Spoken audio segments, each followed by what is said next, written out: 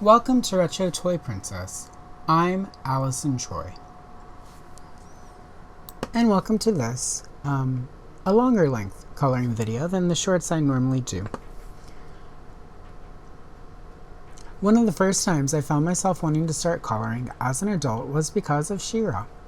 If you've been around the internet for a while, you'll remember that before social media sites were how we stayed in touch, and before Wikipedia was a click away with an infinite well of information, when you were wanting to do a deep dive on something, you had to hope someone who loved it a little bit more than you did had a website full of information and hopefully pictures. For me, Rebel Scum and He-Man.org were frequent stops, as both places often had information on two of my favorite franchises since childhood. These sites and their message boards were often how early internet fandom connected before Facebook groups, Twitter threads, and YouTube livestream chats. In particular, He-Man.org's archives were filled with facts, pictures, and scans of so much from the original books, stories, mini-comics, and card backs that it made it easy to lose hours at a time and never read everything in a day or two. While today He-Man.org's archives are offline for a site revamp, we do have Adam's Battle Ram blog for Motu Research. The robust section of Princess of Power information and artifacts housed at He-Man.org have not resurfaced elsewhere. Even in the heyday of the He-Man.org archives, often they would fall just a little short of capturing all of the facts about Sera and her toy line, as well as several of the more obscure knockoff lines that sprung up in Sera's wake, looking to cash in on the mid-80s trend of action-adventure dolls. In those cases, and still to this day, there is Dara.com. Dara's tribute to female action figures has long been one of my favorite stops on the internet, and is still one of my favorite places to go to this day when I'm feeling nostalgic for Princess of Power items not in my personal collection, or for those strange and extremely rare and often expensive bootleg and knockoff lines. It was Dara's site where I discovered several pages hosting vintage Princess of Power coloring books, and not just any coloring books. Now, these weren't the ones that I remembered from my childhood, but these were coloring books from the United Kingdom, filled with pictures, quite unlike anything I'd seen as a kid in any of my Golden Book coloring books. I remember downloading all of the pages many years ago, saving them in one of many Princess of Power folders on my computer, and thinking, I should get my Prismacolors and really color those. But, as often happens in adult life, there isn't as much time for hobbies and fun endeavors like coloring, and those files sat in that folder for many years, where they were all but forgotten. And during the lockdown, when there was more time than I knew what to do with, I was going through a box of books and rediscovered several mint, never colored in vintage Strawberry Shortcake coloring books that I had bought as a kid and managed to hang on to through several decades and many moves. There was also an adult Star Wars coloring book that a friend had given me for Christmas the previous year. This led me to Amazon, where I discovered several modern coloring books for some of my favorite childhood properties, and really discovered the whole world of adult coloring. And in that, I remembered all of those pages I downloaded from Dara.com several years before. It did take a while to go from there to where I am now. At that point, I didn't even have a printer that worked, because who needs a printer in 2020? I'd said just a few weeks before. Eventually, I did acquire a printer, watched many YouTube videos that helped me figure out what kind of paper I should print these pictures out on, and helped me figure out that I could do some really cool things with Prismacolor pencils, as well as other art materials that were used in adult coloring. I even had a lot of these materials from my days back when I was trying to do something important with art. And if I were talking to the camera, you would have seen me just do finger quotes around important. I colored this particular Sera and Swiftwind page from Dara's site not too long ago. I had set it aside, waiting for me to remember to order decal rhinestones online so I could actually do this one up exactly as I imagined it, as a love letter to the original Princess of Power toy line. Since the line art on this picture was inspired by the original box art for the vintage Princess of Power Swiftwind toy, I went with the color palette equally inspired by it, as well as the toy deco for both Sera and Swiftwind. I know there are some people who prefer the Filmation designs and colors for Princess of Power characters, but I'm not one of those. I like the bright colors, the holographic stickers, and the warm pink glow of the vintage toy line with all of those pastels and purples, as well as the gold faux leatherette material. It's so perfectly of the 1980s. It's like Lisa Frank meets He-Man, which is something I think we should all learn to love. For this page, I used Prismacolor Premier pencils from several sets. The Botanical set, the Anime set, the Ocean Life set, as well as the Landscape set to get the right shades for She-Ra and Swifty. For that pink and purple radiant sky, I used Caran d'Ache water-soluble Neo Color 2. Then I put the finishing touches on with an inexpensive white paint pen and a variety of those craft rhinestones to pay homage to the gems that the vintage Princess of Power Wave 1 figures had embedded in their chest plates.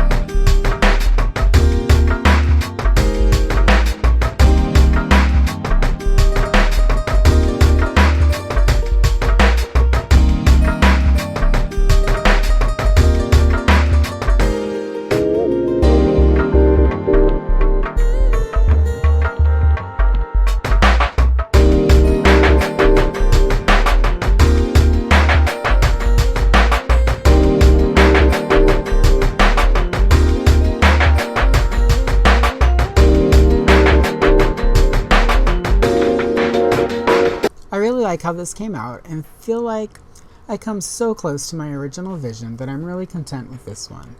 And that's honestly a rarity for me. I'm very often critical and can find multiple things I don't like about a piece after I finished it. And I usually always think of about a dozen different things I could have and should have done better, but not this time. This time I feel like I achieved what I set out to do, and it looks really good. And I might actually even frame this one and stick it up on the wall. Well, that's all for today. Thanks for joining me on this arts and craft adventure to Etheria with one of my all-time favorite toy lines. If you enjoyed this video, don't forget to hit the like, and if you would like to see more videos like this, why not go ahead and subscribe. Until next time, this is Allison Choi, Retro Toy Princess. I'll see you in the next one.